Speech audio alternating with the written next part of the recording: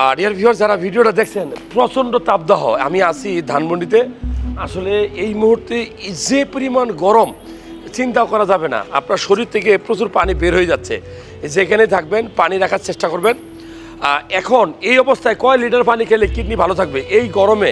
খুব সহজ করে বলি, এই গরমে যদি আপনি 2 লিটার 3 লিটার পানি খান ঢাকায়, কিচ্ছু হবে না।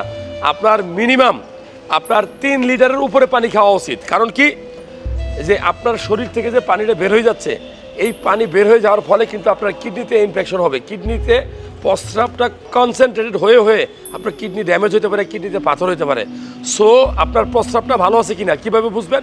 যদি জ্বালাপোড়া করে প্রস্রাবের কালার চেঞ্জ হয়, প্রস্রাবের দুর্গন্ধ হয়, যেখানে প্রস্রাব করবেন অনেক বেশি ফেনা উঠে, তলপেটে বা পাঁজরে ব্যথা করে, তাহলে বুঝবেন যে প্রস্রাবের ইনফেকশন হচ্ছে, কিডনি খারাপ দিকে যেতে পারে।